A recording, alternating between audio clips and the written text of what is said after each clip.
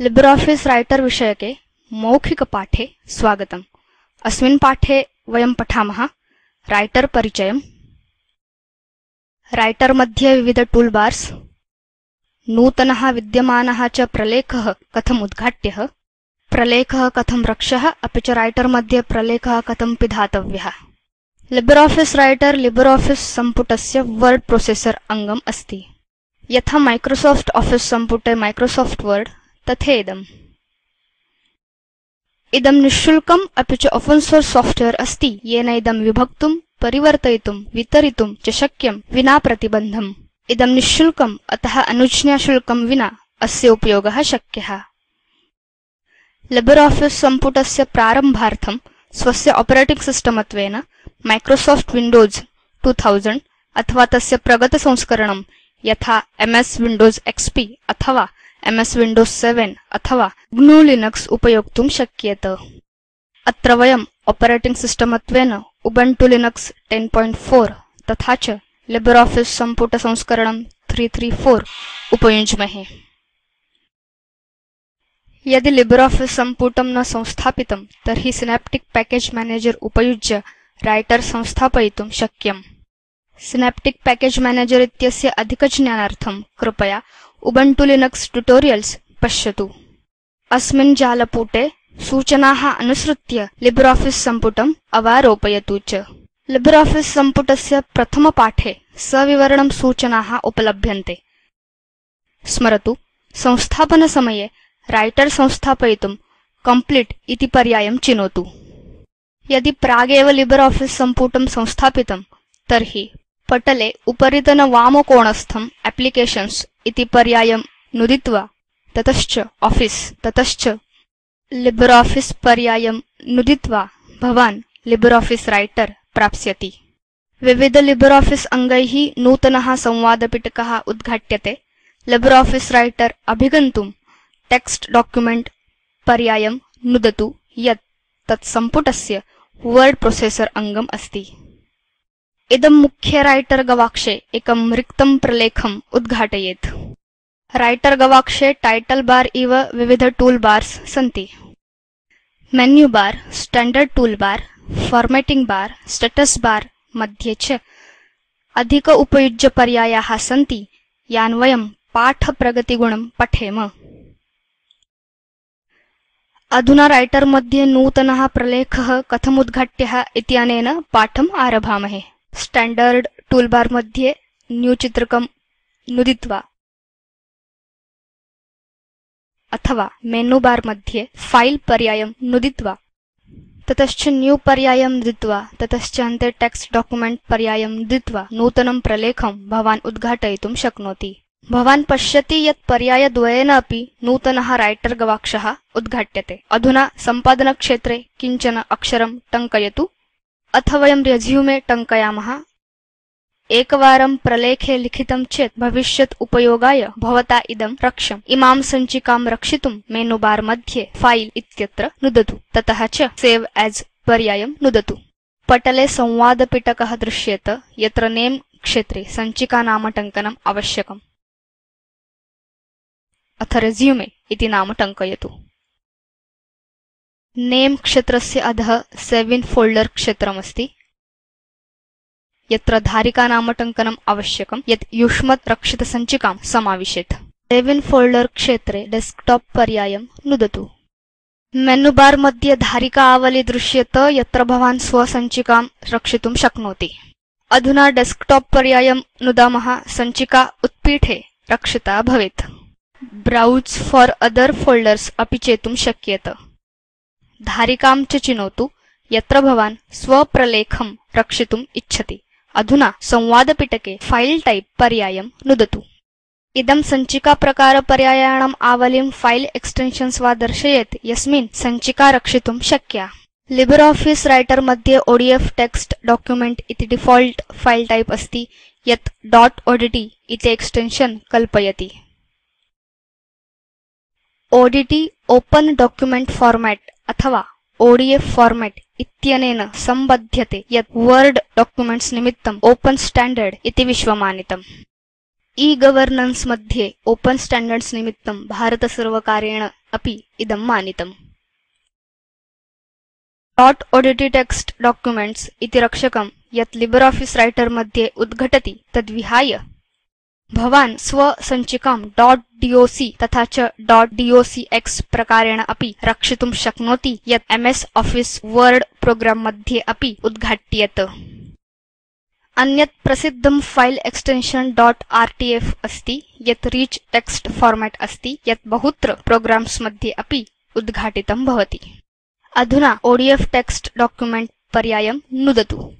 भवान् द्रक्ष्यति यत् ODF text document इति सञ्चिका प्रकारः अस्ति, अपि च कंसे फाइल टाइप पर्यायस्य पार्श्वे .odt दृश्यते। अधुना सेव् पिञ्जं नुदतु। इदं भवन्तं सञ्चिका नाम्ना सह राइटर गवाक्षं प्रति टाइटल बार मध्ये यादृच्छिकम् एक्सटेन्शन् प्रति च नयेत्। अधुना भवान् राइटर गवाक्षे अक्षरं लेखितुं सिद्धः।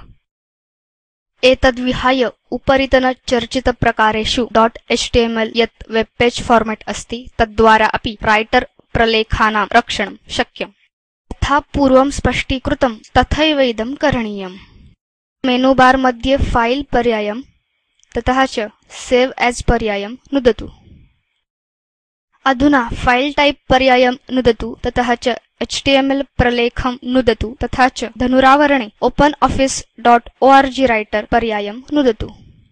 असौ पर्यायः प्रलेखस्य कृते .html एक्सटेन्शन् कल्पयेत्।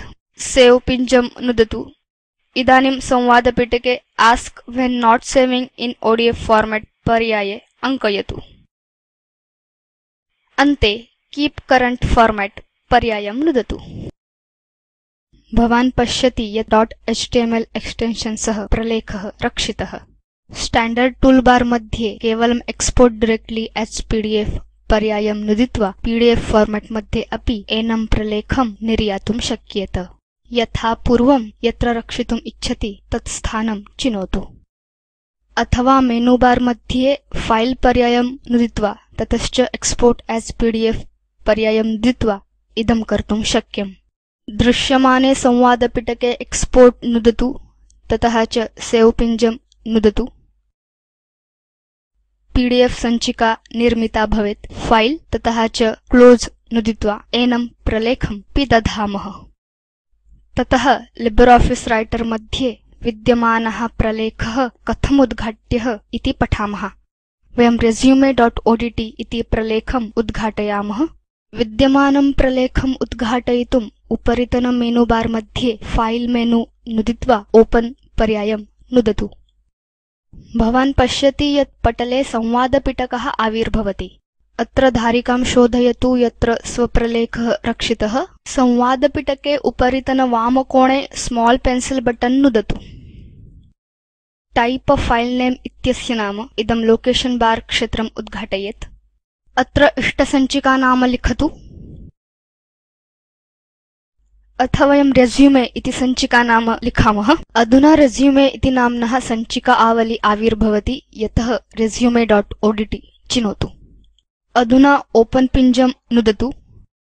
भवान् पश्यति यत् resume.odt सञ्चिका उद्घाट्यते। अथवा उपरितन टूलबार मध्ये ओपन चित्रकं नुदित्वा ततः च अग्रिमप्रक्रियां यथावत् कृत्वा भवान् विद्यमान सञ्चिकाम् उद्घाटयितुं शक्नोति। .doc तथा च .docx उपयुज्य अपि भवान् राइटर मध्ये सञ्चिकाम् उद्घाटयितुं शक्नोति ये माइक्रोसॉफ्ट वर्ड मध्ये उपयुज्येते। अथ सञ्चिका कथं परिवर्त्येत, समाननाम्ना कथं च रक्ष्येत इति पठामः। मूषकस्य वामपिञ्जं नुदित्वा ततश्च अक्षरसहितम् इदं कर्षित्वा रेज्यूमे इति अक्षरं चिनोतु। इदम् अक्षरं चिनुयात् प्रकाशयेच्च। अधुना मूषकस्य दक्षिणं त्यजतु। तथापि अक्षरं प्रकाशितं भवेत्। अधुना स्टैण्डर्ड् टूलबार मध्ये बोल्ड चित्रकं नुदतु। इत्थं तत् स्थूलाक्षरं भवेत्। इदानीम् अक्षरं केन्द्रस्थं कर्तुं टूलबार मध्ये सेंटर्ड इति चित्रकं नुदतु। भवान् पश्यति यत् अक्षराणि पटलस्य केन्द्रे आगतानि। अधुना अक्षराणाम् आकारं वर्धयेम।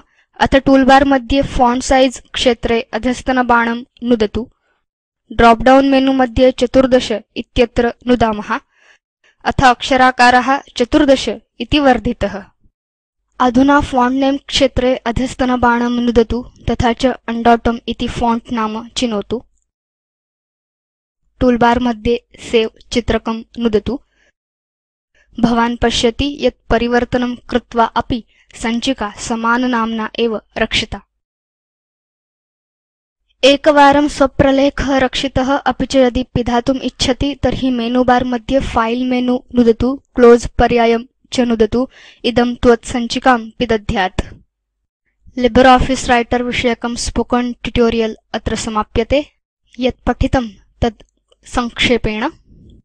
राइटर परिचयः, राइटर मध्ये विविध टूलबार्स, नूतनः विद्यमानः च प्रलेखः कथम् उद्घाट्यः, राइटर मध्ये प्रलेखः कथं रक्ष्यः, राइटर मध्ये प्रलेखः कथं पिधातव्यः। व्यापिका परीक्षा, राइटर मध्ये नूतनं प्रलेखम् उद्घाटयतु। practice.odt इति नाम्ना रक्षतु। This is my first assignment इति अक्षराणि लिखतु। सञ्चिकां रक्षतु। अक्षरम् अधोरेखितं करोतु। अक्षराकारः 16 इति वर्धयतु। सञ्चिकां पिदधातु। अधस्तनसन्धाने स्पोकेन ट्यूटोरियल् प्रकल्पं संक्षेपयत् चलच्चित्रम् उपलभ्यते। भवत्समीपे उत्तमं बैण्डविड्थ नास्ति चेत् तत् अवारोप्य द्रष्टुं शक्यम्। वयं स्पोकेन ट्यूटोरियल्स् उपयुज्य कार्यशालाः आयोजयामः। वयं परीक्षाम् उत्तीर्णेभ्यः प्रमाणपत्रम् अपि दद्मः। कृपया अधिकज्ञानार्थं spoken-tutorial.org इत्यत्र सम्पर्कं करोतु।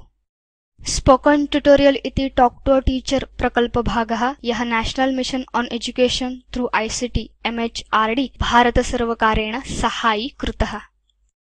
spoken-tutorial.org/nmeict-intro इत्यत्र अस्य अधिकज्ञानम् उपलभ्यते। एतत् पाठार्थं घागनन्दिन्या योगदानं कृतं। सम्पर्कार्थं धन्यवादाः।